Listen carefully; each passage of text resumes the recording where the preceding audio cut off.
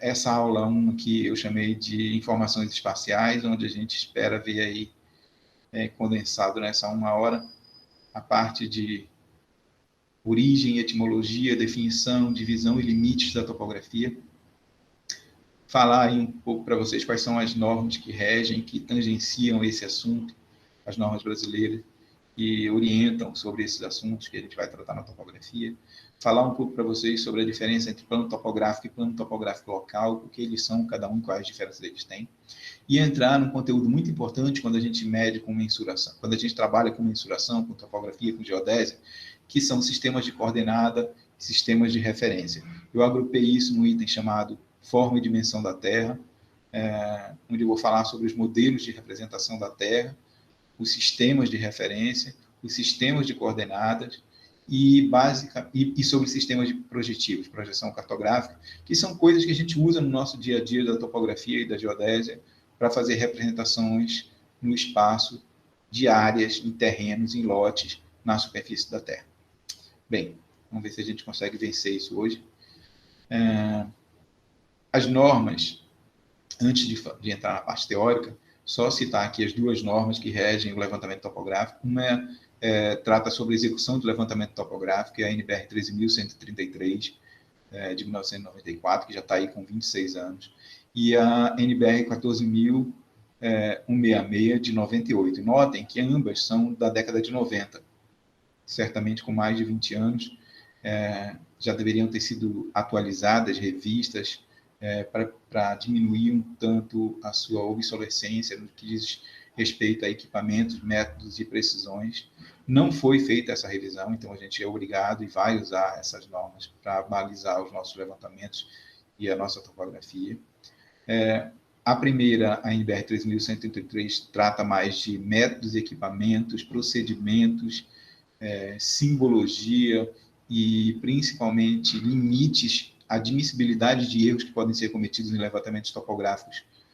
E a NBR 14.166 trata de sistemas de coordenadas, sistemas de referência e levantamentos cadastrais nos municípios brasileiros. Então, basicamente, as 2 estão disponibilizadas na minha página e tem um link aí para que vocês façam um download dela, para que vocês tenham as normas e consultem-nas à medida que a cadeira foi evoluindo e também fiquem para a vida profissional, para a atuação da vida profissional de vocês. Tudo bem por enquanto, né? Todo mundo ouvindo? Acordem, por favor.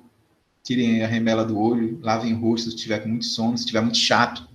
E vamos começar a falar do que de fato interessa, que é a parte de topografia. Bem, etimologicamente falando, queria dizer para vocês que topografia é uma palavra que se originou com a maioria das palavras da ciência moderna através do idioma grego. Então, é a junção de dois substantivos, topos e grafos, e significa basicamente descrever um lugar ou a descrição de um lugar.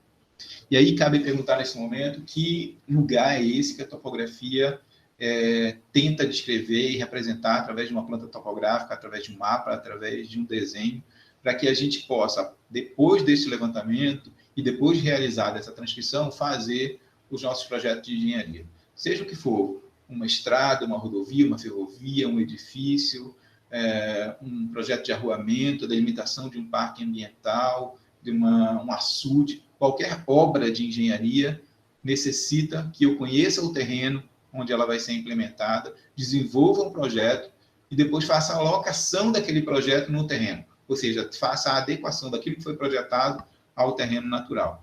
E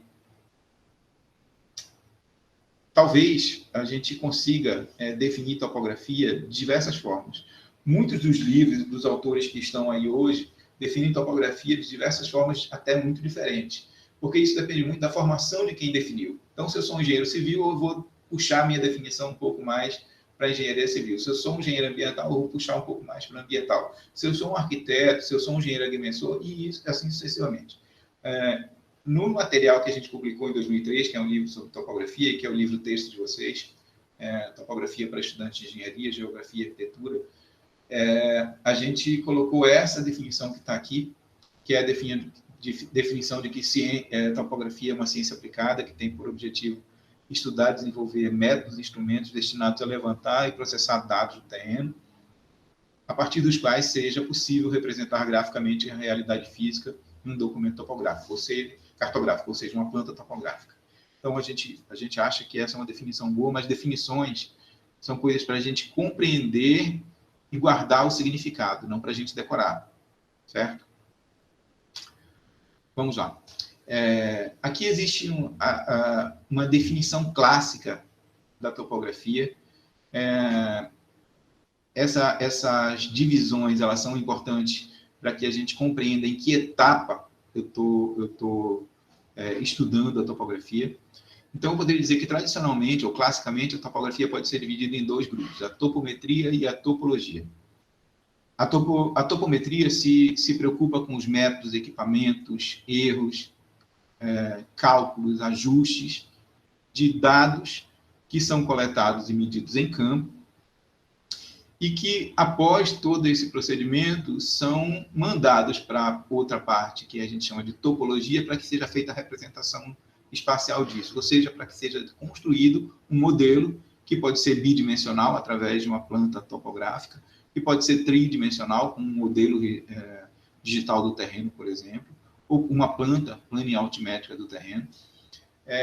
Mas existem outras subdivisões, por exemplo, essa parte da topometria que mede os equipamentos, métodos, acessórios e visa ajustar os levantamentos, ela pode ser dividida também de acordo com o tipo de levantamento que vai ser realizado. E aí existem 3 tipos de levantamentos principais. O levantamento planimétrico, que se preocupa com as coordenadas x e y, ou seja, eu estou preocupado apenas da visão em vista superior, onde eu olho de cima para baixo e não consigo perceber relevo. Eu consigo ver só as áreas e as dimensões. Não consigo ver relevo. Então, num plano bidimensional, eu olho de cima para baixo, faço a minha vista superior, e esse é o objeto de estudo do levantamento planimétrico. Obviamente, cada um desses métodos vai utilizar recursos que são equipamentos, acessórios, métodos de levantamento de campo e formas de encontrar erro, reduzi-los e corrigi-los, que a gente chama de ajustamento ou correções, diferentes. Então, esse é o levantamento planimétrico. Normalmente, a gente faz o levantamento planimétrico utilizando teodolitos, óticos mecânicos ou eletrônicos, visando medir ângulos e distâncias e determinar as coordenadas planimétricas bidimensionais dos pontos na superfície do terreno que vai ser levantado.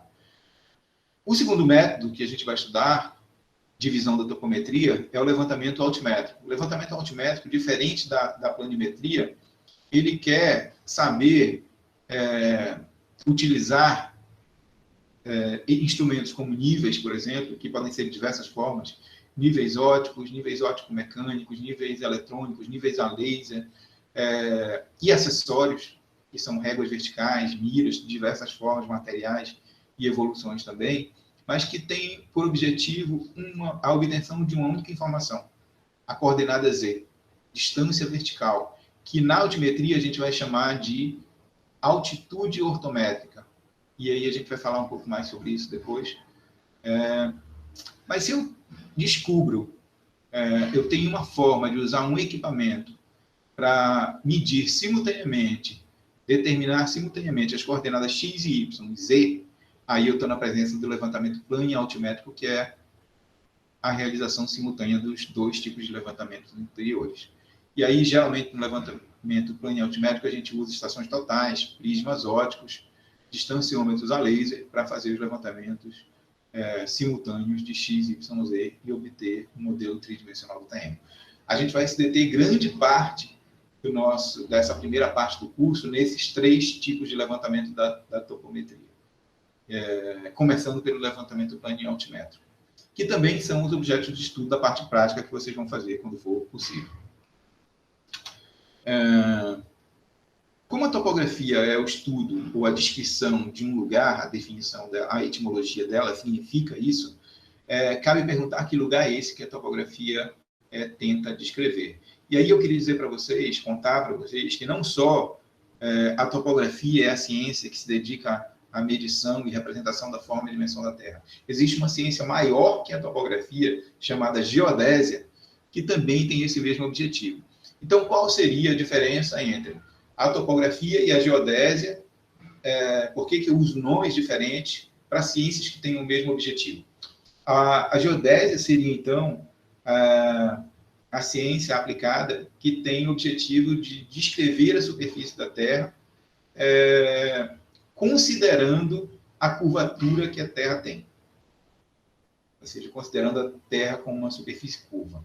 E a topografia é um caso particular da geodésia, onde vamos estudar e tentar representar um lugar tão pequeno comparado com a área total da superfície terrestre, que nesse local eu posso desconsiderar a curvatura da Terra.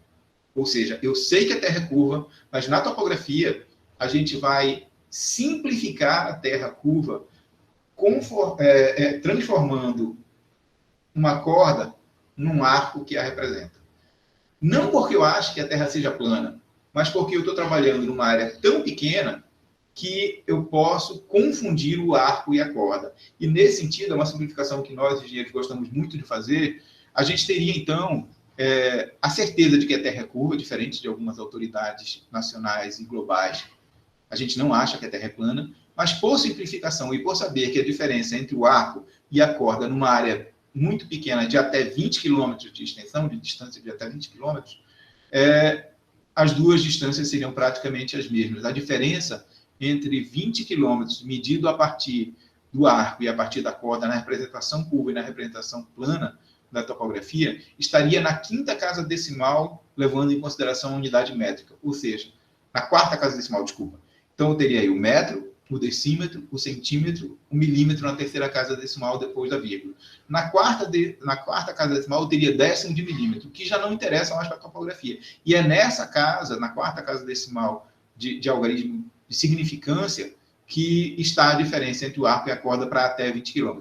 Se eu aumento essa distância, aí essa diferença vai aumentando também e ela passa a se tornar significativa e eu deixo de utilizar a topografia e passo a utilizar a geodésia. Deu para entender, né? Então não vão sair dizendo por aí que o professor Uchoa disse na topografia que a Terra é plana. A Terra não é plana, a Terra é curva, mas a gente, por simplificação, na topografia vai considerar a Terra como se plana fosse para áreas para distâncias medidas e levantamentos topográficos de até 20 km de extensão. Nesse caso, se eu vou utilizar o plano para simplificar a Terra que é curva, eu tenho que rebater os pontos na superfície terrestre, que é irregular, sobre um topográfico e plano topográfico local. Bem, se eu estou utilizando o plano topográfico, a definição de plano topográfico, para rebater pontos numa superfície irregular da Terra para um plano horizontal, eu posso fazer isso de duas formas. Primeiro, eu posso colocar a origem desse plano num lugar qualquer. Então, esse seria um plano topográfico aleatório. Uma origem dita por mim, escolhida por mim, adotada por mim em qualquer local. Eu poderia dizer, por exemplo, que o ponto onde eu comecei é o ponto de coordenada 00, ou ponto de coordenada 1010, ou ponto de coordenada 10.000, 10.000. Essas são coordenadas aleatórias que eu estou atribuindo ao meu levantamento apenas para relativizar os outros em relação ao ponto onde eu estou começando e conseguir fazer um desenho com coordenadas métricas. Esse é o plano topográfico. Bem, notem que, por ser um plano aleatório, esse plano topográfico não está ligado a nenhum sistema de coordenadas. As coordenadas foram inventadas por mim. As coordenadas são minhas e eu atribuí, certo? Agora, o plano topográfico local, não. O plano topográfico local, ele é exatamente não. Ele é muito parecido com o plano topográfico, só que a origem dele está georreferenciada. Ele está associado a um sistema de coordenadas que existe e que define a posição de pontos relativos à superfície da Terra como um todo. Por exemplo, o sistema de coordenada UTM. No sistema de coordenada UTM, eu também estou trabalhando com um plano. As coordenadas são coordenadas planas, só que existe um referencial onde eu posso determinar a posição de um ponto na superfície terrestre, na Terra como um todo, e aquela coordenada vai me dar exatamente a posição daquele ponto. O que não vai acontecer no plano topográfico. O plano topográfico é aleatório, escolhido por mim. Aquela coordenada é a coordenada que vai só para o meu desenho, não vale. Eu não vou conseguir, se eu pegar uma planta topográfica, onde foi utilizado o plano topográfico aleatório, escolhido por mim, e eu pegar as coordenadas daquele ponto, aquelas coordenadas eu não consigo achar em lugar nenhum na superfície terrestre. Só é para eu ver o desenho, ver a forma dela e a dimensão, mas ela não vai estar georreferenciada. O plano topográfico também o plano topográfico local é um plano também horizontal, mas que está atrelado às suas origens a um sistema de coordenadas global que a gente chama de georreferenciado. Ok? As duas coisas podem ser feitas. O trabalho ficará correto, só que no caso do plano topográfico local, eu consigo determinar as coordenadas na superfície da Terra como um todo, achar a posição daquele ponto. Eu venho lá da Alemanha e vou determinar, e vou pegar uma planta que foi feita a partir do plano topográfico local, eu consigo achar um ponto no campo do BC a partir dessa planta. Mas se eu utilizei o plano topográfico, não local, só o plano topográfico aleatório, as coordenadas da minha planta não vão poder ser encontradas por ninguém, a não ser que elas sejam descritas de uma outra forma que não topograficamente. Bem, ainda tratando de forma e dimensão da Terra, assim como na topografia, engenheiros, e eu já falei isso e vou repetir, gostam muito de simplificar as coisas para poder trabalhar matematicamente e fisicamente com os fenômenos que existem, e a gente já acabou de simplificar a geodésia na topografia, e eu poderia dizer de forma muito simples que a geodésia cuida da forma e dimensão da Terra como um todo, levando em consideração sua curvatura. E a topografia cuida de uma parcela tão pequena da superfície da Terra que pode-se desconsiderar a sua curvatura. Olhando para a geodésia, que é a ciência maior, a gente poderia modelar a Terra através de 3 representações. E a gente modela porque modelo não é realidade. Modelo é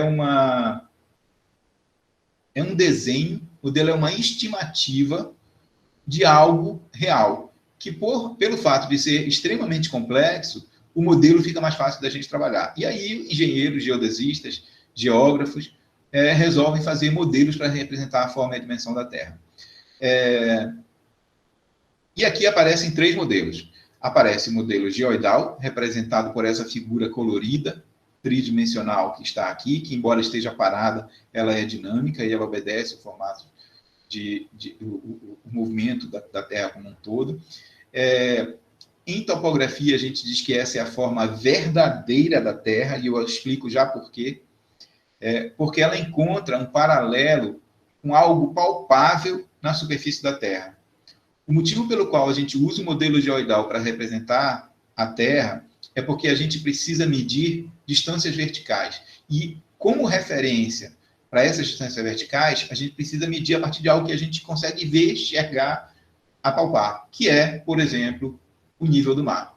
Então, a massa líquida do planeta é algo que a gente pode utilizar para referenciar nossas altitudes, nossas distâncias verticais. Como é que a gente faz? Eu vou explicar um pouco mais, com mais detalhes isso quando a gente estiver falando no capítulo de altimetria, mas eu vou dizer de forma muito simples para vocês. Cada país escolhe um local na sua área territorial para definir como ponto que vai servir como referência. E como é que é feito? É colocado lá uma régua, que a gente chama de marégrafo. O nível do mar muda, vocês sabem disso, a gente tem maré cheia, maré vazante, maré alta, maré seca, e ele muda no decorrer do dia, com uma periodicidade que tem a ver com a gravitação, a influência da gravidade da Lua em volta que circunda o nosso planeta. Então, a Lua, por ser um corpo celeste e possui uma massa, ele vai girando em torno da Terra, e à medida que ele vai girando, ele vai puxando os corpos hídricos, fazendo com que ele se ganhe uma forma diferente. E eu poderia definir, então, a gente pode definir o geóide como sendo o corpo hídrico da Terra em equilíbrio através do campo gravitacional. Aí vocês poderiam dizer assim, como assim corpo hídrico? Pense na Terra só na superfície dos oceanos. Pronto. Então a gente está vendo só a água que tem na Terra. Agora, tem a parte continental. A parte continental não interessa para o geóide. Agora peguem um serrote gigante, serrem todos os continentes, na altura embaixo de cada continente, onde passa o nível de água subterrânea. Peguem essa terra toda dos continentes e joguem fora. Pronto, a Terra ficou um corpo líquido. A massa líquida do planeta composta pelos oceanos, rios, lagos e pela água subterrânea sob os continentes. Só água. Água é um corpo fluido. E fluido não tem forma definida. Gases e líquidos não têm forma definida. Eles passam a ter uma forma definida à medida que eles têm algo que os envolva, que os contenha. E o que que contém, o que que impede que o corpo hídrico da Terra, os oceanos, saiam da Terra e se joguem como loucos no espaço? O campo gravitacional terrestre.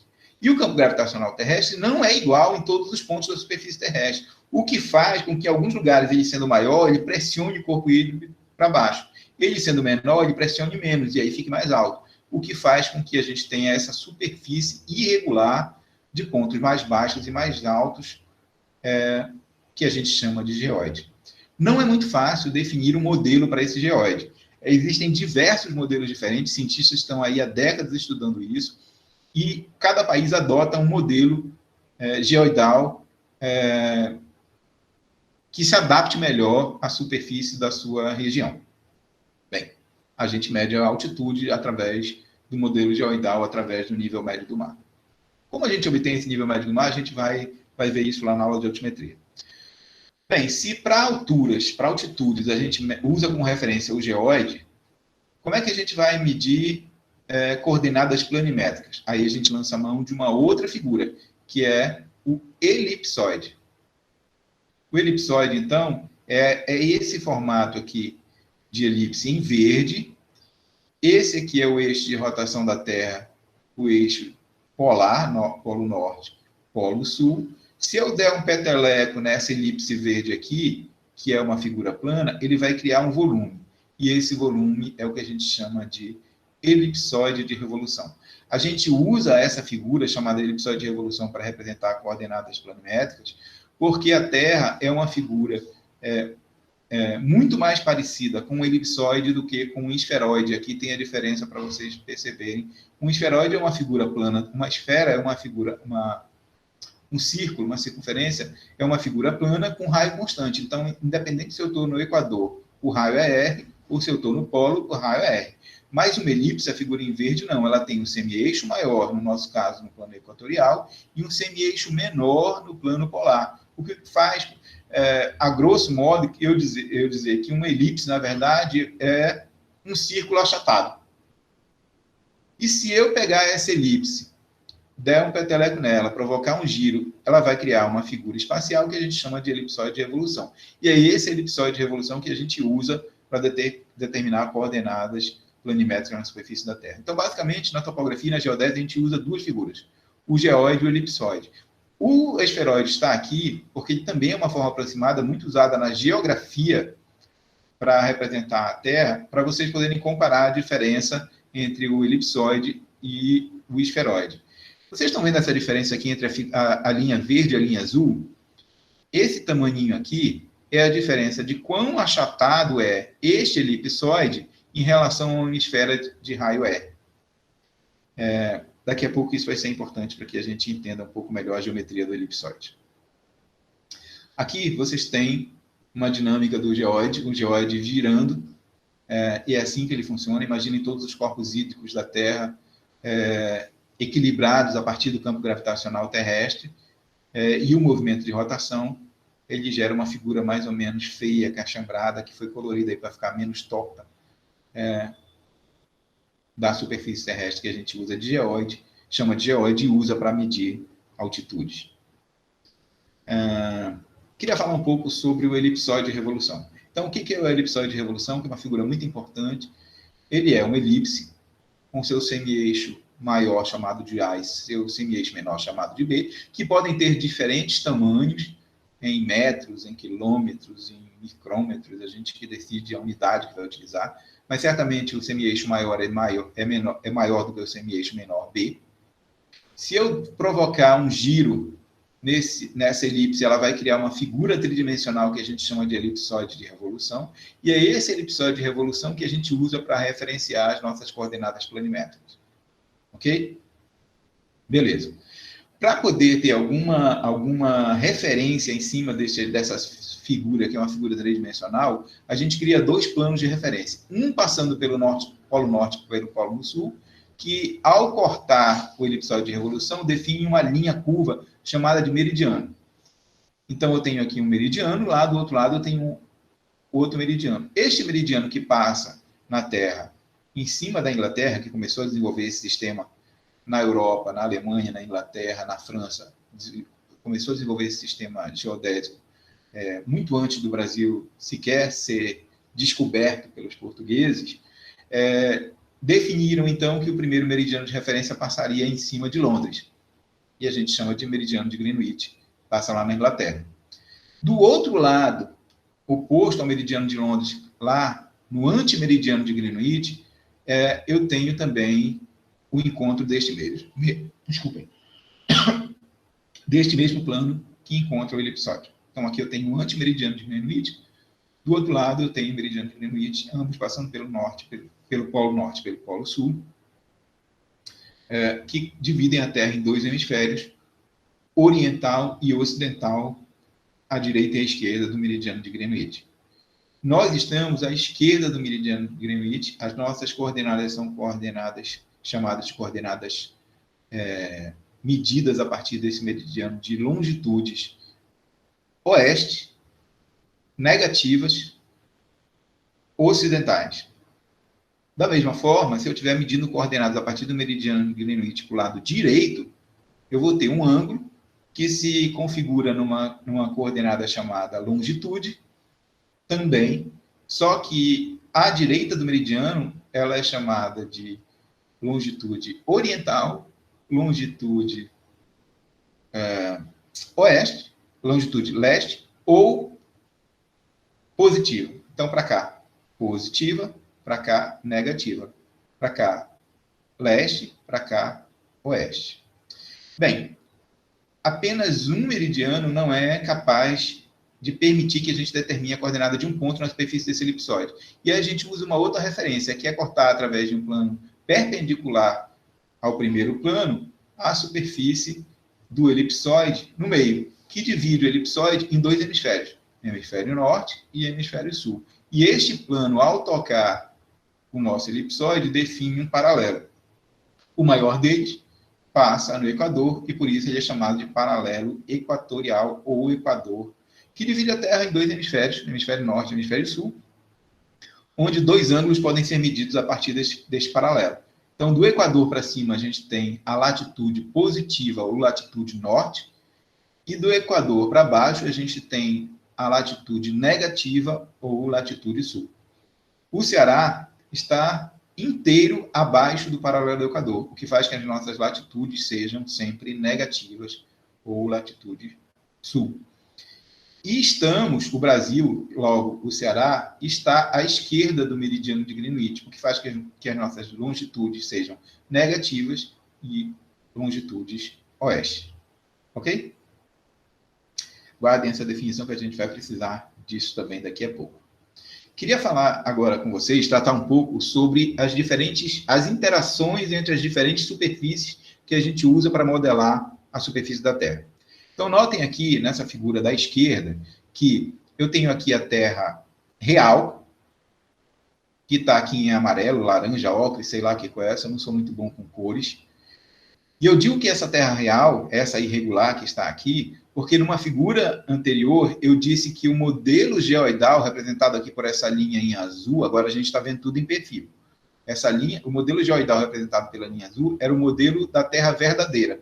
Ok, apesar dele ser verdadeiro e ele existir, ele não é a composição final da superfície da Terra, porque a composição final da superfície da Terra não é composta só dos oceanos e da água percolada por baixo dos continentes. Ela é composta pela água e pela superfície dos continentes. E essa, então, eu digo que essa é a Terra real.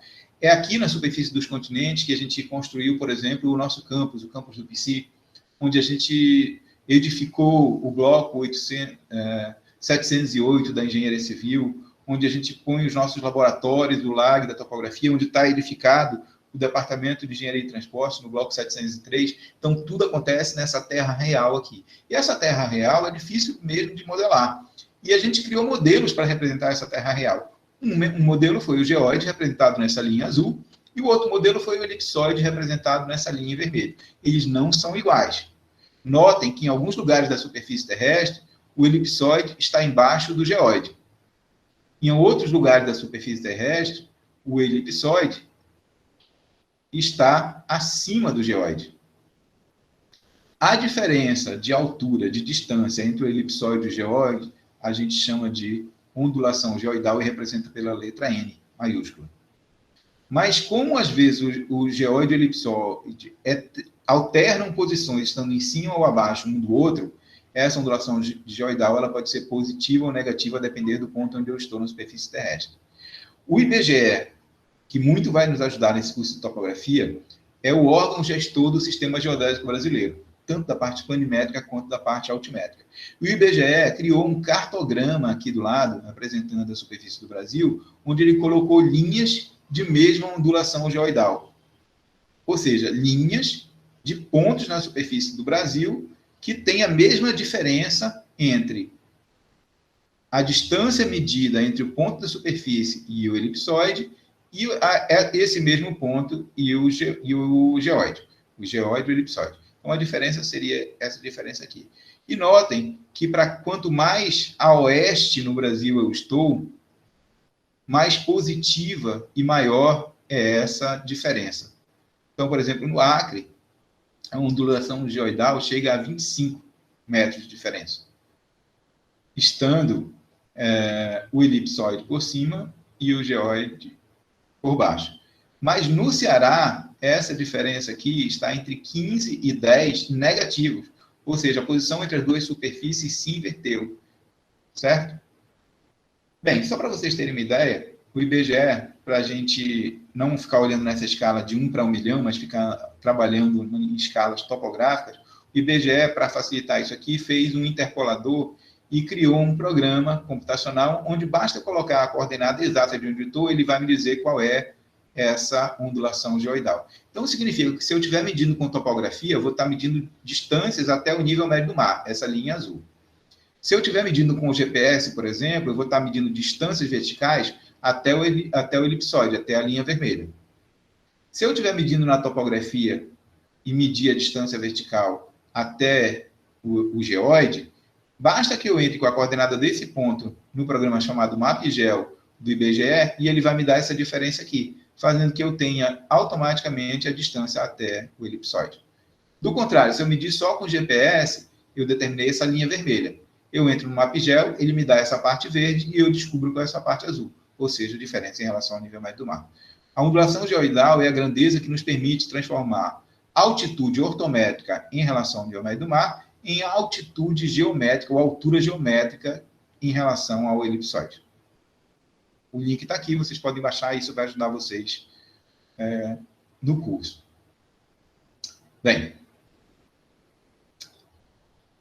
vamos entrar numa coisa chamada sistemas de referência, que é para a gente compreender melhor as coordenadas que vamos usar para medir a posição de pontos na superfície terrestre. Bem, alguns chamam o sistema de referência também de datum, que é uma palavra em latim que representa exatamente a mesma coisa. O referencial que vamos usar para determinar coordenadas. Ok. Queria dizer que vários países do mundo usaram, quase todos usam, um elipsoide de revolução com tamanho de semi-eixo maior e semi-eixo menor diferente, vários países adotaram medidas diferentes para semi-eixo maior e semi-eixo menor. Como assim, Ushua? Pois é. Se eu estava na Argentina, eu definia as coordenadas do país, Argentina, com um elipsoide que tinha um determinado comprimento de semi-eixo maior e semi-eixo menor. Se eu estava no Brasil, eu fazia a mesma coisa com tamanho diferente. Se eu estava na China, eu fazia a mesma coisa com tamanho diferente. E cada país escolheu o seu. Esses elipsoides a gente chama de elipsoides locais, que faziam bem apenas a cartografia do próprio país. Mas as coordenadas de países vizinhos não se encontravam, porque cada um tinha um sistema de referência diferente. Imaginem o Brasil e a Argentina, que tem uma no limite, uma divisa comum entre os dois países. Pela Argentina, a coordenada daquele ponto da divisa era uma. Mas eu vindo pelo Brasil, a coordenada daquele mesmo ponto era outra, completamente diferente. Por quê? Porque existiam sistemas diferentes para cada país. Isso a gente chamou de elipsoide, ou sistemas de referências locais. Compreendendo que existia uma necessidade nesse mundo cada vez mais interconectado para navegação aérea, para navegação marítima e para mapeamento da superfície dos países como um todo em um mesmo sistema de referência, definiu-se algo que a gente chama de sistema de referência global, ou datum global, que é também uma elipsoide, gerado também com semi-eixo maior e semi-eixo menor, mas cuja superfície do elipsoide se adequa melhor não à superfície de um país, mas de uma região maior, como um continente, por exemplo. O próprio continente sul-americano adotou, nos anos 2000, um elipsoide de referência global.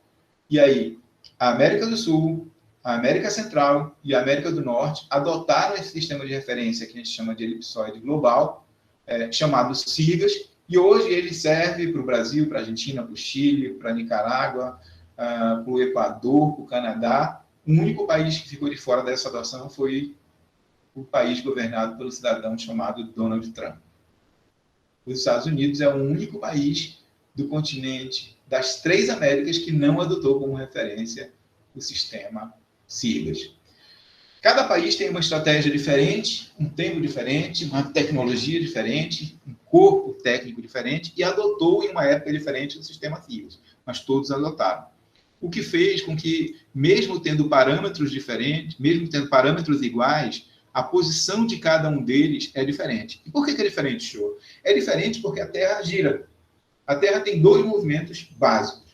Ela tem um movimento de translação, onde ela gira em torno do Sol, e ela tem um movimento de rotação, onde ela gira em torno do seu próprio eixo. Mas ela tem um outro movimento importante que a gente não vê na geografia do ensino médio e do ensino fundamental, que é o movimento de nutação. E o movimento de nutação faz com que a Terra, além de girar em torno do seu próprio eixo, ela gire cambaleante.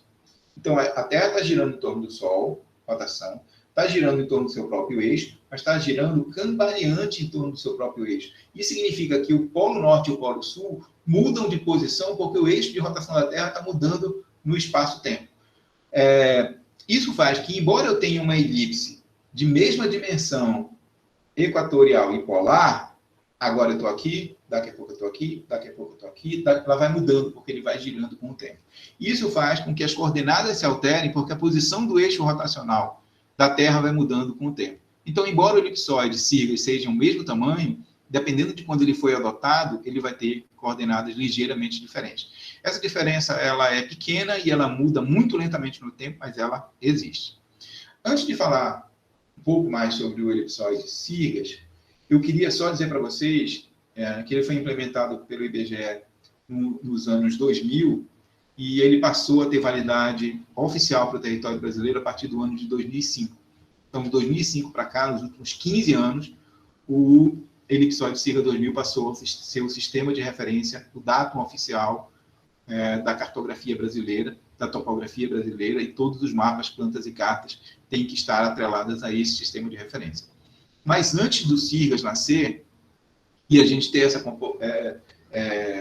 essa compreensão mais global da cartografia, da topografia e da geodésia, o Brasil lançou mão de vários outros sistemas de referência. E aqui vocês têm nessa tabela alguns dos elipsoides com seus tamanhos de semi-eixo maior em metros e semi-eixo menor em metros, que foram adotados pela cartografia brasileira no decorrer do tempo.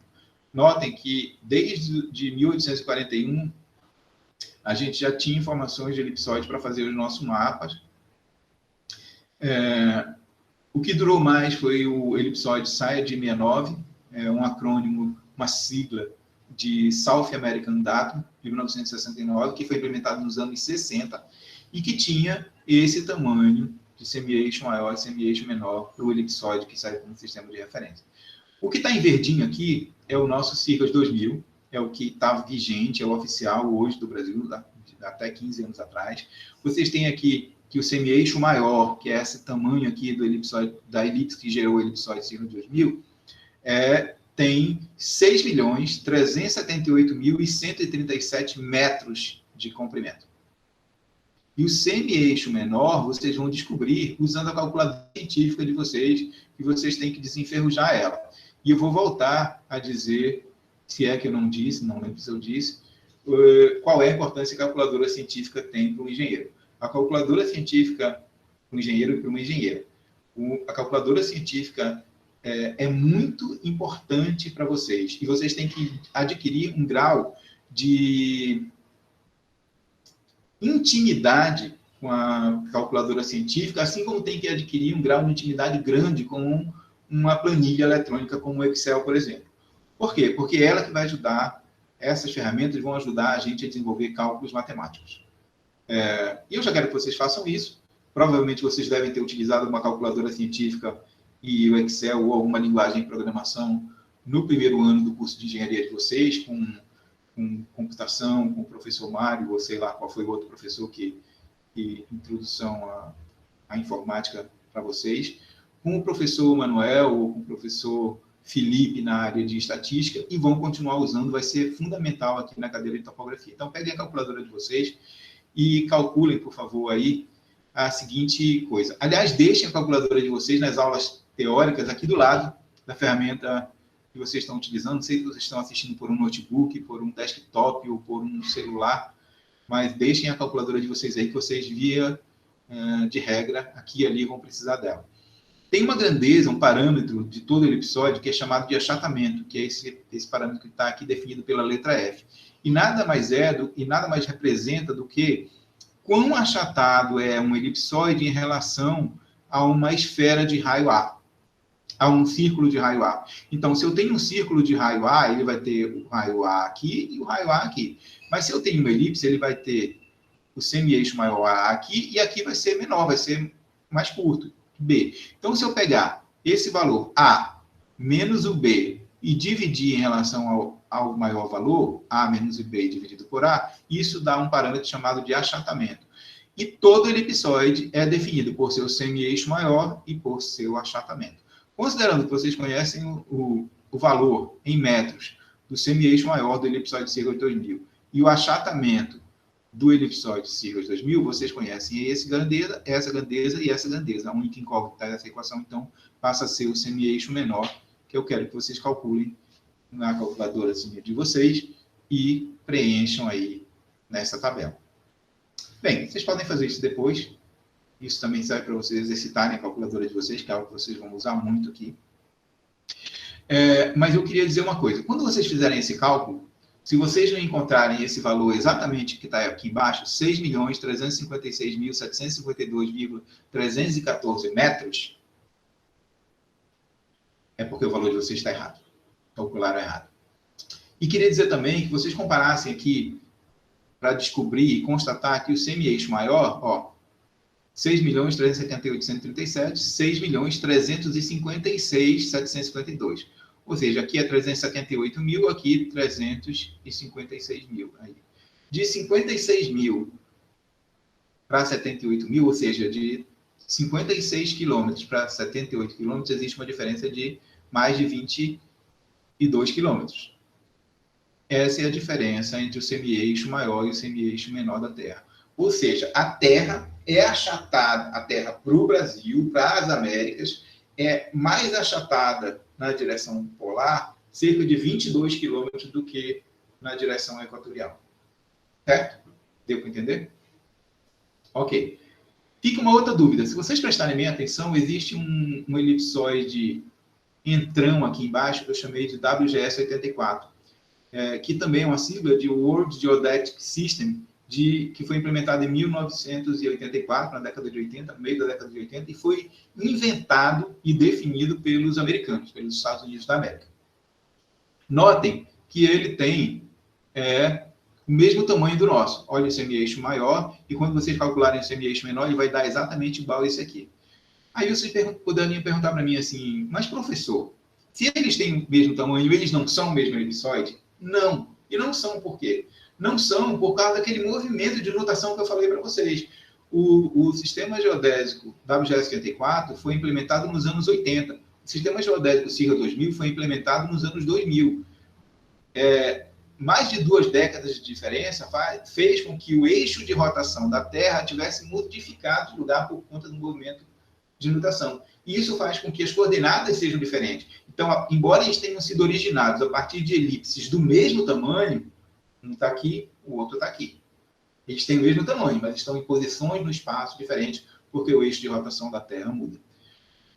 Por que os Estados Unidos inventaram, então, esse WGS-84 e a gente copiou do deles? Primeiro que, é verdade, a gente copiou do deles porque esse já era um elipsoide global, e eles não inventaram para eles usarem esse WGS-84. Na verdade, os Estados Unidos usam como sistema de referência um elipsoide chamado NAD-27, de 1827. E não o WGS-84 que eles mesmos inventaram. Eles inventaram esse aí para servir como referência para o sistema GPS que eles desenvolveram.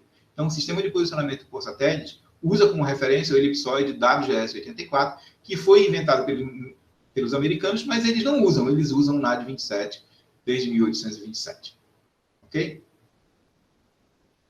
Beleza. Agora a gente chega numa parte importante. E eu queria pedir licença para vocês para me ausentar um pouquinho só daqui da aula, para pegar um negócio para mostrar para vocês que vai ficar mais fácil de eu explicar projeção cartográfica se eu tiver na mão e eu não deixei aqui. Aguardem um minutinho.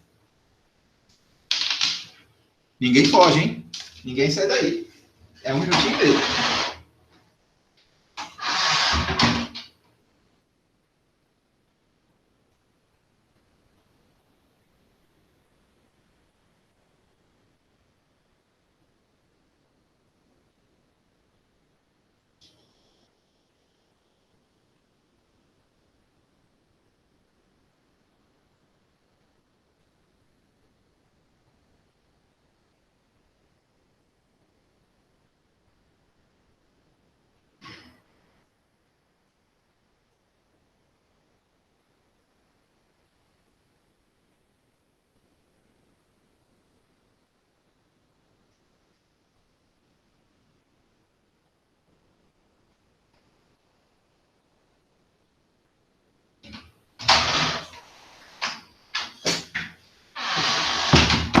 Cheguei de volta. Todo mundo aí?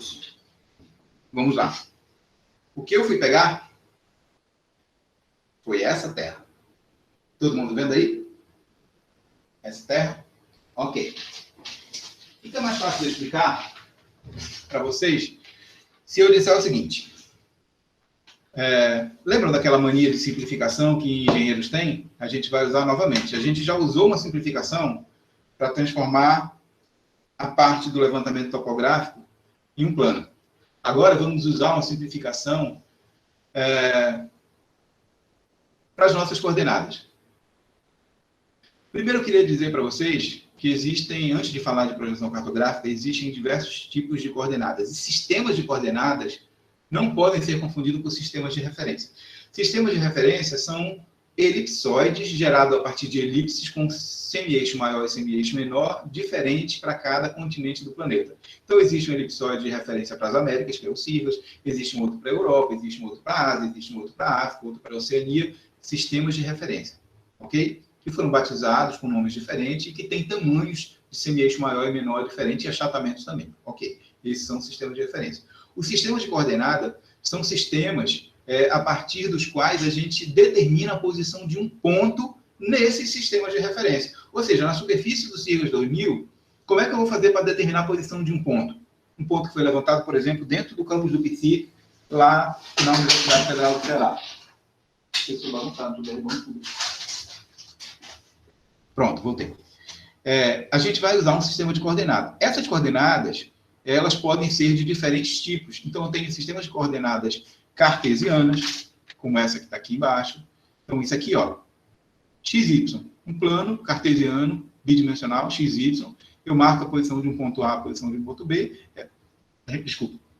Rebato essas projeções do ponto A e do ponto B sobre esses dois eixos e vou encontrar as coordenadas. Aqui, no caso, o ponto A tem coordenada x 10, coordenada y 10. O ponto B tem coordenadas x 15, coordenada y 25. Pronto, coordenadas planas, cartesianas, bidimensionais. Esse é um sistema de coordenadas onde eu medi duas distâncias rebatidas, que são as projeções desses pontos sobre esses dois eixos. Beleza. Esse tipo de coordenada é usado, por exemplo, no sistema do plano topográfico. Eu atribuo coordenadas aleatórias e vou calculando relativamente ao ponto de origem as coordenadas cartesianas desse ponto. É possível fazer? É possível fazer. Mas isso não está atrelado a nenhum sistema de coordenadas na superfície da Terra. Eu posso utilizar um sistema de coordenadas geodésicas. Então, bem aqui eu usei duas distâncias. Uma distância aqui, uma distância aqui. No sistema de coordenada geodésica é aquele que eu falei sobre o elipsoide. O elipsoide eu vou medir dois ângulos. Uma latitude a partir do equador, para cima ou para baixo, positiva ou negativa, norte ou sul, e uma longitude a partir do meridiano de Greenwich, à esquerda ou à direita, negativa ou positiva, oeste ou leste. Dois ângulos. Então, o sistema de coordenadas se difere um do outro pelo parâmetro que é medido para posicionar um determinado ponto. Então, o sistema de coordenada cartesiano usa duas distâncias, o sistema de coordenadas geodésica usa dois ângulos, o sistema de coordenadas planas é o sistema de projeção cartográfica que eu vou falar para vocês e tem a ver com essas formas aqui. Mas queria dizer para vocês, antes de falar de projeção cartográfica, que cartográfica com dois R's é ótimo, né? Quem será que digitou isso errado? Bem, sistemas de coordenadas polares. O que é o sistema de coordenada polar? Quando a gente está fazendo levantamento prático, que vocês agora não estão fazendo por conta da pandemia, a gente usa um teodolito, a gente usa uma estação total e a gente mede no campo ângulos e distâncias. Essas distâncias podem ser diretas, medidas com uma antena, ou podem ser indiretas, através de relações trigonométricas ou de levantamentos a partir de distanciômetros eletrônicos. Mas o que a gente mede sempre no campo são ângulos e distâncias. Olhem aí essa figura que está aqui do lado. Então, eu tenho aqui um plano cartesiano, eu tenho o ponto 1, imaginem que vocês colocaram um teodolito no ponto 1, e que no ponto 2 tem um piquete com um colega de vocês segurando uma baliza. Então, você coloca o seu ponto 1 na direção de um referencial, que, por exemplo, pode ser a direção norte, lê um ângulo e estica uma trena entre o P1 e o P2. Ângulo θ e a distância P1, P2. Lê um ângulo e uma distância. Esse tipo de coordenada medido na topografia é chamado sistema de coordenadas polar. Ok? Beleza. Tudo isso é muito complicado. E aí a gente, como engenheiros, gosta de simplificar as coisas. E o que é que a gente faz para fazer essas simplificações? A gente, para georreferenciar coordenadas e para simplificar mais as coisas, a gente vai trabalhar com coordenadas planas. E nessas coordenadas planas, foi para isso que eu fui buscar a terrinha lá, todo mundo vendo a terrinha aí, a gente usa o que a gente chama de projeção cartográfica. E essa projeção cartográfica ela pode ser de três tipos. Notem que eu tenho aqui uma figura plana, essa folha de papel. Agora, eu vou decidir transformar isso num cilindro. Vai lá. Transformei num cilindro. Agora, eu vou colocar a minha terra dentro do cilindro. Vai lá. Todo mundo está vendo? A terra dentro do cilindro. Pronto. Se eu pegar os pontos onde a terra e o cilindro estão se tocando, estão tangenciando, eu posso rebater esses pontos da terra para o cilindro. Depois eu tiro a terra daqui, corto esse cilindro e abro. Eu estou novamente com uma superfície plana, fruto do desenvolvimento de uma forma cilíndrica. A isso a gente chama de projeção cartográfica cilíndrica. Não gosto de cilindro, não, eu gosto de cone. Então, vou fazer um cone agora. Vou botar minha terra dentro. Olha, aqui é um cone. Vou botar minha terra dentro. Na medida em que eu faço a mesma coisa, eu pego os pontos que estão tangenciando a terra e o cone, rebato para a figura do cone, depois eu pego uma tesoura gigantesca, corto esse cone e abro. Na hora que eu abro, ele se tornou um plano. As coordenadas que eu vou obter, novamente, são coordenadas planas, frutos de uma projeção cônica. A primeira era a coordenada plana, fruto de uma projeção cilíndrica. Agora eu tenho uma coordenada plana, fruto de uma projeção cônica. Na terceira, eu não quero fazer, não gosto nem de cilindro nem de cone, eu vou encostar só a terra, tangenciar a terra ao meu plano. E aí eu vou ter projeção azimutal ou projeção planar. fruto do encontro tangente de uma superfície plana com a Terra. Bem, nas três casos, seja um cilindro, um cone ou um plano, as coordenadas são planas. Só que eu vou ter coordenada plana, fruto de projeção cilíndrica, coordenada plana, fruto de projeção cônica, e coordenada plana, fruto de uma projeção planar ou azimutal, que são sinônimos. Ok? Essas projeções, elas servem para a gente ligar o nosso plano topográfico a um sistema georreferenciado na superfície toda, criando um plano topográfico local. E aí, nesse caso, eu vou ter coordenadas planas, mas que podem ser encontradas em qualquer ponto na superfície terrestre. E é isso que a gente vai fazer aqui e que vocês também vão fazer na prática. Professor, gostei muito dessa sua terra de vidro. Não é uma terra de vidro, é uma terra de cristal. Aqui tem vidro e tem chumbo, que faz que ela fique mais resistente, porque eu já sou lesado e eu já derrubei várias vezes. E isso aqui serve para eu exemplificar as projeções cartográficas. Ok, beleza. E o que é que isso interessa para a gente? Bem, aí só tem uma figura melhor de uma projeção azimutal, que é muito utilizada para definir pontos na superfície terrestre na região dos polos, tanto no Polo Norte, no Ártico, como no Polo Sul, no Antártico, é a projeção planar ou projeção azimutal. Aqui eu tenho a projeção cilíndrica, mas notem que essa projeção cilíndrica, assim como aquela que eu exemplifiquei há pouco, é uma projeção cilíndrica longitudinal, ou seja, o cilindro está na direção dos polos, está paralelo aos polos da Terra. Se esse mesmo cilindro fosse colocado nessa direção, na direção do Equador, ela seria uma projeção cilíndrica transversal. Ok? Notem como é que fica o desenho de uma projeção como essa. Depois, eu tenho aqui uma projeção cônica, que quando o cilindro for aberto, vai ficar uma superfície desenvolvível como essa, mas notem como é que vai ficar o desenho aqui. Cada um desses desenhos, cada uma dessas projeções, resulta em algum tipo de deformação. E essa deformação, ela não depende só da projeção, mas ela depende também da posição onde a área que vai ser projetada está na superfície da Terra. Por isso que eu tenho que escolher a projeção adequada. No Brasil, o IBGE adotou como projeção cartográfica oficial do Brasil a projeção UTM. Quem foi que inventou essa projeção UTM? Foi um grego, um alemão, chamado Gauss. Mas ele tinha um apelido.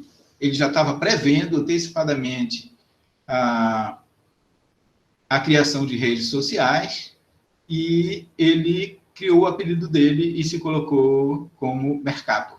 Então, embora ele chamasse Johann Carl Friedrich Gauss, um alemão do século XVIII, ele era matemático, astrônomo, físico, engenheiro, era tudo. E ele teve uma grande contribuição para a topografia e para a geodésia. Qual seja, até ele, toda a geometria era chamada de geometria plana. Então, a gente tinha a trigonometria plana, a geometria plana, tudo era feito em planos. Porque até então se acreditava que a Terra era plana. Notem como algumas figuras públicas estão atrasadas no tempo dessas definições. Pois bem, ao constatar que a Terra não era plana, mas uma figura curva, ele disse que a geometria e a trigonometria plana não serviam para, de fato, trabalhar com superfícies curvas. E ele desenvolveu a matemática por trás do que a gente chama de geometria e trigonometria esférica, que deu origem à geodésia atual que a gente tem. Professor, o senhor se mexe demais, é verdade. O gordo fica dormente, aí tem que se mexer com um lado para o outro.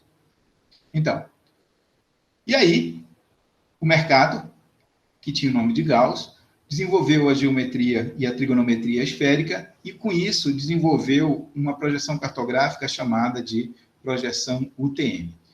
O que é essa projeção UTM? Essa projeção UTM nada mais é do que o seguinte: ele olhou para a Terra e disse, toda projeção deforma. É verdade? É verdade. Existem algumas que deformam mais, algumas que deformam menos. É verdade? Com certeza. Existem algumas que deformam mais a área, outras deformam mais as distâncias. É verdade? É sim. Existe alguma projeção que não deforma nada? Não. Todas as projeções deformam, em alguma medida, a superfície real da Terra. O que ele pensou? Eu vou, então, utilizar uma projeção que deforma, mas eu vou tentar reduzir com a definição dessa projeção essa deformação. E o que ele pensou? Olhe para essa figura, e essa figura mostra a Terra demonstrando alguns fusos horários. Os fusos horários, como a Terra está em movimento de rotação, dia e noite em redor do Sol, ela define a hora do dia num determinado ponto na superfície terrestre, do dia ou da noite. Ok. Quantos fusos horários nós temos no planeta? O número de horas que temos no planeta. 24 horas. Só que se eu for pegar, imaginem agora que vocês vão cortar essa Terra aqui bem no plano equatorial e vão ficar com um círculo. Se vocês pegarem esse círculo, ele, obviamente, vai ter 360 graus. Se vocês dividirem esses 360 graus por 24, vocês vão chegar a um valor muito grande em relação à área da Terra. E essa deformação, quanto maior for a superfície, maior vai ser a deformação, foi o que ele pensou. E disse, eu vou, então, dividir a Terra em gominhos muito menores, que ele chamou de fusos UTM. E ao invés de ter 24 fusos horários, ele dividiu a circunferência da Terra em 360, em 60 fusos UTM. Então ele pegou 360. Ficou muito menor do que um fuso de 24 horas, equivalendo a 6 graus. 360 por 60 deu 6 graus de amplitude. E para cada um desses ele deu um número. De 1 a 60, começando a contagem lá no antimeridiano de Greenwich. Notem que nesta hora ele tinha tomado muita vodka, cerveja, cachaça, e ele quis começar, não pela Inglaterra, mas lá pelo outro lado, no antimeridiano de Greenwich, começou a fazer contagem. Então, o meridiano de 1 a 6, fuso 1. De 6 a 12, fuso 2. De 12 a 18, fuso 3, e assim ele foi fazendo, dividindo a Terra em fusos de 6 graus de longitude, até dar a volta na Terra como um todo. Pegou o cilindro e posicionou esse cilindro no meio de cada um desses fusos e foi girando a Terra. Na verdade, ele foi girando o cilindro. Eu estou aqui no meio desse fuso, 6 graus depois eu estou no outro, 6 graus eu estou no outro, 6 graus eu estou no outro. Posicionou o cilindro em 60 posições diferentes em cada um dos chamados por ele fusos UTM. O que deu origem a um sistema de coordenadas muito interessante, que foi adotado pelo IBGE e adotado por nós no Brasil, chamado de projeção cartográfica UTM.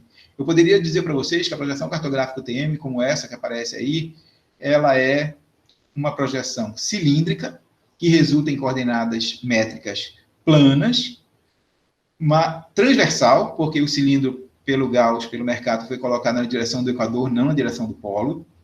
Ainda tem uma outra coisa que ele fez, para reduzir mais, além de dividir em 60 fusos, e não em 24 fusos horários, 60 fusos UTM, ele pegou o cilindro e fez com que o cilindro fosse secante à Terra e não tangente. Como é que ele fez isso?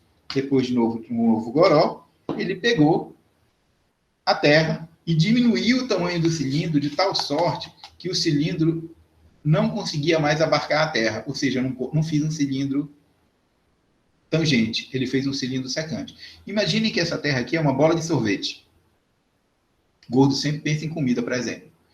Notem que isso aqui, imaginem isso aqui como um cilindro de alumínio quente. Encontrem os dois. O que vai acontecer é que parte da Terra vai entrar no cilindro e 2 calotas vão ficar fora. Essas 2 calotas são o que aparecem aqui, olhem no desenho. Aqui e aqui. Isso aí é um cilindro secante à Terra. Ele corta a Terra num dado momento. Num dado momento ele encontra bem aqui ele encontra a Terra. Ok. Isso reduz as deformações.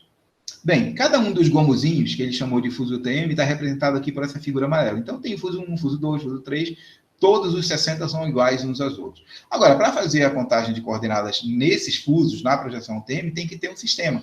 E o que ele pensou? No meio de cada fuso, eu vou chamar de meridiano central, está representado aqui por essa linha tracejada. E eu, no encontro do meridiano central de cada fuso, que nesse caso está aqui, nesse caso está aqui, nesse caso está aqui, assim sucessivamente, com o paralelo do Equador, vai ser a origem do nosso sistema de coordenadas da projeção cartográfica UTM. A este ponto, ele atribuiu 2 coordenadas, 500 mil na direção leste-oeste e 10 milhões na direção norte-sul. Na direção do leste-oeste, tem um motivo para ele ter aplicado a coordenada no meio de 500 mil metros. Porque eu ainda ia ter coordenadas à esquerda, que iam diminuir de 500 mil, e ele não queria ter coordenadas negativas. Então, quando ele coloca 500 mil aqui, e eu tenho vários quilômetros até aqui, a coordenada da borda da esquerda do fuso TM não vai ficar negativa. Da mesma forma, a coordenada norte, essas coordenadas tomadas sobre o eixo leste-oeste, são representadas pela letra E. O encontro dos dois tem coordenada de 500 mil metros e variam subtraindo de 500 mil para a esquerda e somando com 500 mil à direita. É isso que significa aqui embaixo. Ok. E as coordenadas que estão sobre o eixo do meridiano central de cada fuso, ele chamou de coordenada norte. Como é que ele chegou a essa conclusão de que essa coordenada aqui seria 10 milhões de metros? Ele fez o seguinte, imagine que isso aqui é um ponto que está bem aqui. Em relação ao hemisfério norte, ele foi, aqui é o 0, aqui é 1, aqui é 2, aqui é 3, aqui é 4, aqui é 5, deu uma volta lá do outro lado da Terra. Quando ele voltou para o Equador, pelo outro lado da Terra, ele já tinha contado 10 milhões de partes. E aí isso ele chamou de metro.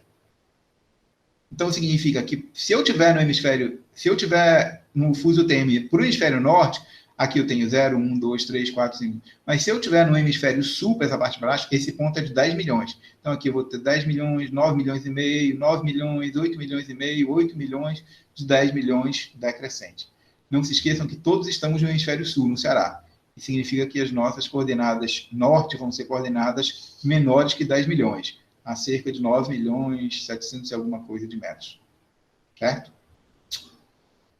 Ok. Só para vocês entenderem, o Brasil é maior no sentido leste-oeste do que é no sentido norte-sul. Então, para esses fusos de 6 graus de amplitudes do sistema OTM, o Brasil está contido dentro do fuso 18, 19, 20, 21, 22, 23, 24 e 25. E o Ceará está contido inteiro, o Ceará está aqui, ó, dentro do fuso 24. Cujo meridiano central é o fuso 39, é o meridiano de 39 graus de longitude, a borda da direita é o meridiano de 36 graus e a borda da esquerda é o meridiano de 48, já que daqui para cá eu tenho 6 graus, daqui para cá eu tenho 3. 36 com 3, 39, 39 com 3, 42. Então, vocês podem dizer que o fuso TM do Ceará, de Fortaleza, utilizado, é o fuso 24. Vocês podem também dizer que é o fuso cujo meridiano central é o 39 graus de longitude oeste, ou vocês podem dizer que é o fuso cujo meridiano da direita é 36 graus de longitude oeste e o fuso da esquerda, o limite da esquerda é o fuso com 42 graus de longitude oeste. Dizer que é fuso 24 fica muito mais fácil, embora isso gere algum tipo de chacota na cartografia brasileira. Beleza. Abstraindo os preconceitos que alguns... Que palavra eu uso para não ficar muito feio na aula? Preconceituosos tem em relação ao número 24, vamos entender como é que funciona dentro de cada um desses 60 fusos UTM, e também entre o fuso 18 e o 25 que fica aqui no Brasil. Imaginem que essa figura da direita aqui é um único daqueles gominhos do fuso UTM. Ok. Bem no meio eu tenho o meridiano central. Como eu disse, ele tem 6 graus de amplitude. O meridiano central, obviamente, fica no centro. Então, a partir do meridiano central para a esquerda e para a direita, eu tenho 3 graus de amplitude. No Equador, esses 6 graus de amplitude de cada gominho desse, que é o fuso UTM, equivale a 668 quilômetros. Obviamente, se eu dividir no meio os 3 graus, equivalem a 334 quilômetros. Notem que bem no meio, onde aparece o nosso sistema de coordenadas, este, ele atribuiu coordenada 500 mil. 334 quilômetros, que é essa distância daqui para cá, em quilômetros, equivale a 334 mil metros. Se eu tenho aqui a coordenada 500 mil e eu subtraio 334 mil metros, eu chego na coordenada métrica da borda à esquerda do fuso, que é 166 mil, que nada mais é do que 500 mil menos a metade disso aqui, 334 mil, que dá 166 mil. E a borda da direita, eu pego 500 mil e somo com 334 mil, o que vai dar 834 mil. Então, cada fuso TM tem coordenadas exatamente iguais, que começam na borda da esquerda em 166 mil e termina em 834 mil, e no meio é 500 mil. Isso no sentido leste-oeste.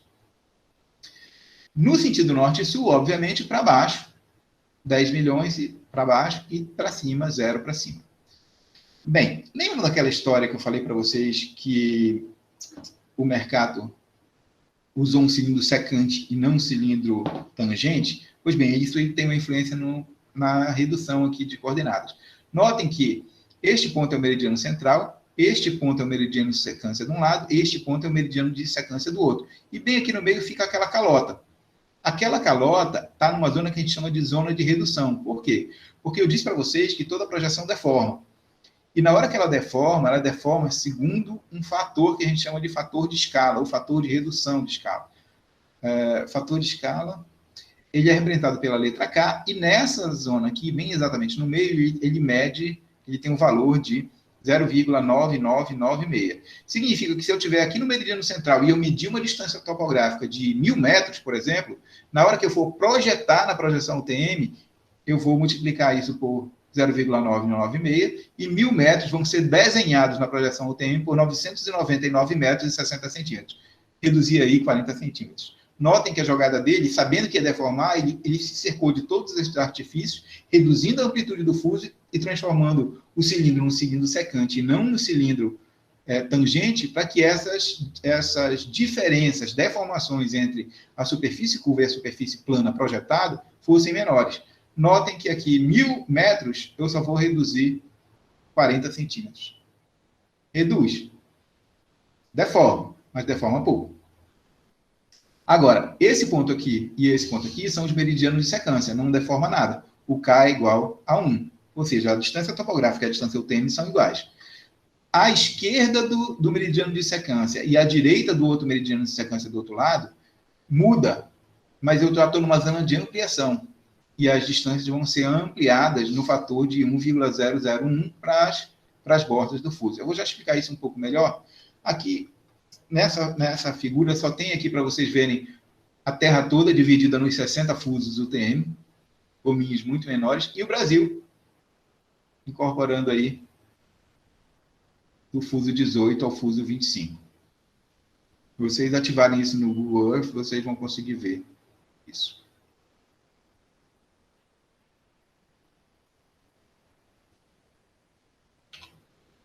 Bem, só para exemplificar melhor o fator de escala, eu queria que vocês olhassem bem. O fator de escala nada mais é do que uma relação entre o comprimento projetado, desenhado, e o comprimento real no elipsoide, medido sobre o elipsoide. Essa figura vermelha tracejada que aparece aqui, digamos que seja o elipsoide da Terra, o modelo que a gente usa para representar a Terra, a figura curva que a gente usa para representar a Terra. Só que eu não quero uma figura curva, eu quero uma figura plana, então eu vou usar a projeção. Vou projetar essa figura curva sobre uma figura plana, que no caso do cilindro, é um cilindro assim, e depois eu vou desenvolver e vai se tornar um plano, que no caso é essa linha vermelha cheia aqui embaixo. Todas as projeções são projeções radiais. Isso significa que aqui no meio do meridiano central, por exemplo, eu vou pegar essa distância aqui, ó, na superfície da Terra, e vou encolher para projetar sobre a superfície do cilindro. Então, isso aqui é a distância projetada e isso aqui é a distância curva. Obviamente, essa distância curva é menor do que essa distância projetada, o que faz com que aí eu tenha um fator de redução na ordem de 0,9996. Ok, esse ponto aqui é o meridiano de secância, onde a Terra e o cilindro se encontram e tem o seu correspondente no outro lado simétrico do fuso TM, em relação ao meridiano central. Bem aqui meridiano de secância, bem aqui meridiano de secância. Nesses dois pontos, o K é igual a 1, não existe deformação. Teria nesse ponto e nesse ponto. Agora, aqui fora a história é diferente. Por que é zona de ampliação? Porque as distâncias são aumentadas. Olha o que acontece. A projeção é radial. E essa distância aqui é a distância na superfície da Terra, a distância topográfica que a gente está medindo.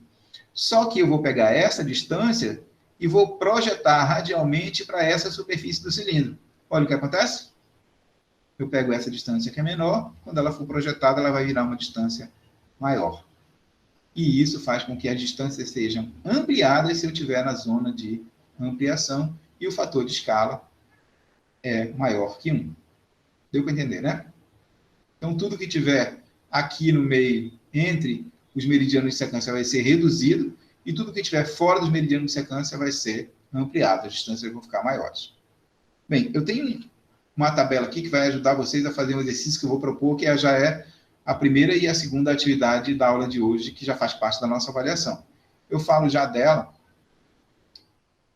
e aqui tem a atividade 1, que a gente já tinha até visto lá na aula presencial, que nada mais é do que eu tenho um lote urbano, um terreno, como vocês gostam de chamar, que ocupa uma quadra inteira entre a Rua 10 e a Rua 11, a Avenida do Trabalhador e a Avenida Américo Faria.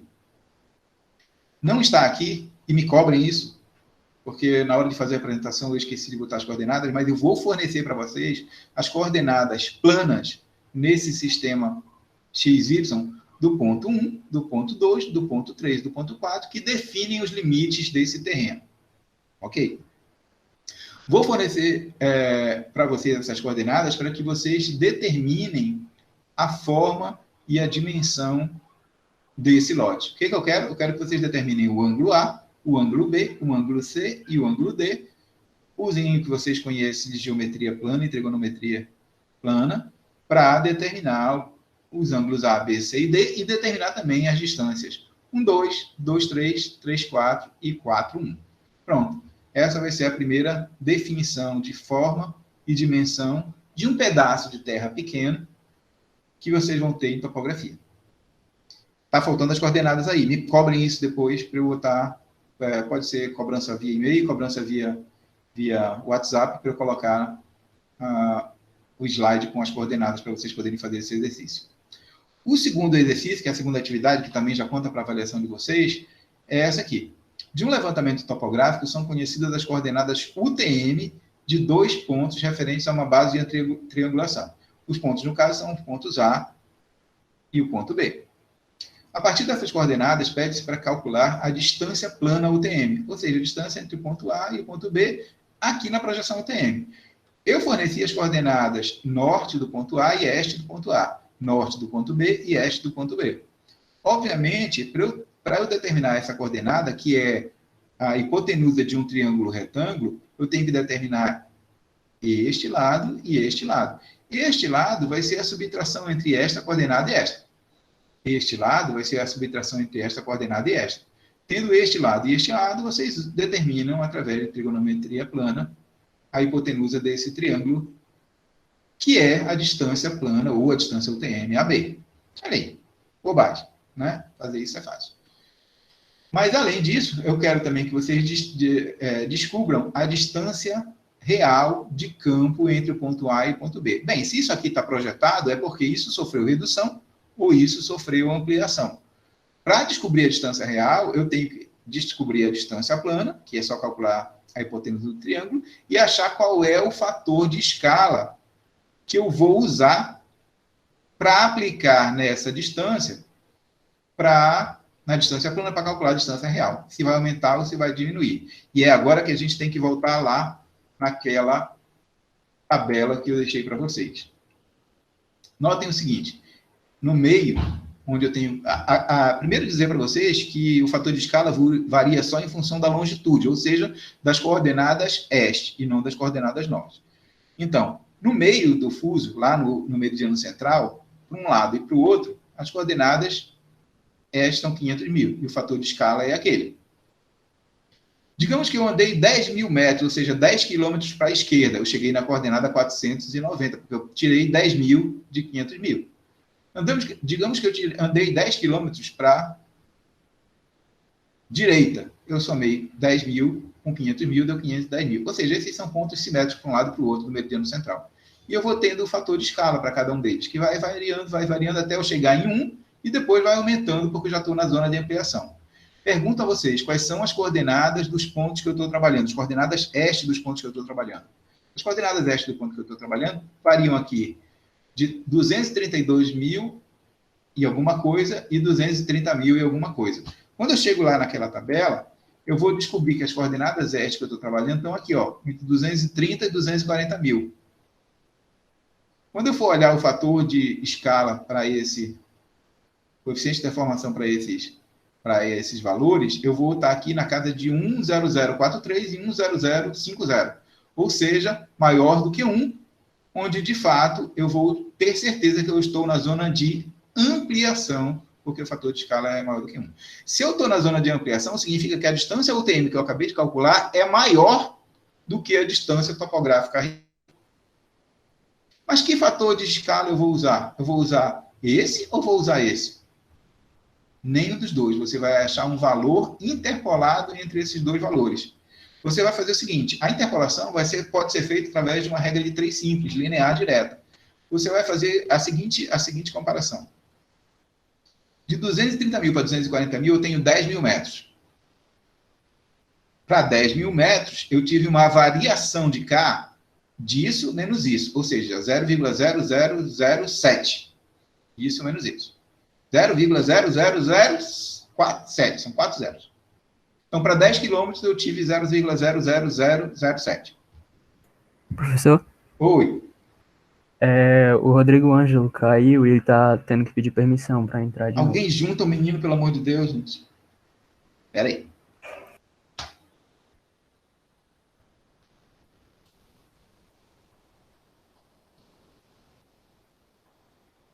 Pronto, juntei você, Rodrigo.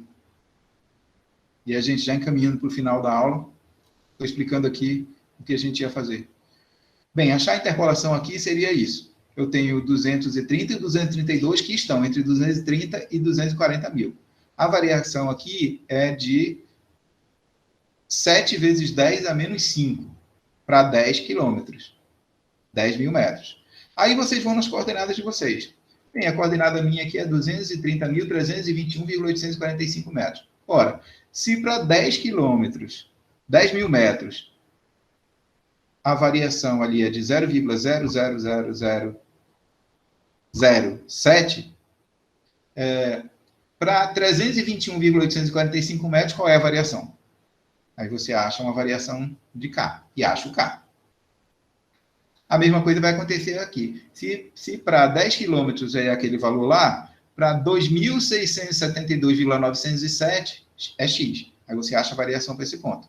Acha uma variação média, acha o K médio e aplica o K médio à distância UTM-AB, que é a hipotenusa do triângulo AB, para achar a distância real. Pronto. Fez a atividade 2, olha, já estão aí com uma nota ótima na prova. Bem, eu vou voltar. Esse é o final. São as 2 atividades que vocês têm que apresentar. Eu peço a vocês que vocês acessem as aulas que foram colocadas. Assim como eu criei novas aulas, eu estou reformulando também o meu espaço lá no site do DET. Já postei essa aula lá, só falta postar as coordenadas para vocês fazerem o exercício da primeira atividade. E essa aula está sendo gravada e quando ela terminar e eu obtiver o vídeo, eu vou colocar lá. Vou colocar na turma 1 e turma 2, porque eu já coloquei o vídeo que eu fiz para a turma 1, e agora eu vou colocar o vídeo que eu fiz para a turma 2 também, e aí vocês têm acesso e podem falar com os colegas de vocês que não puderam estar aqui presentes na aula online para assistir o vídeo, e se quiserem rever alguma coisa para poder fazer o exercício também, podem reassistir o vídeo.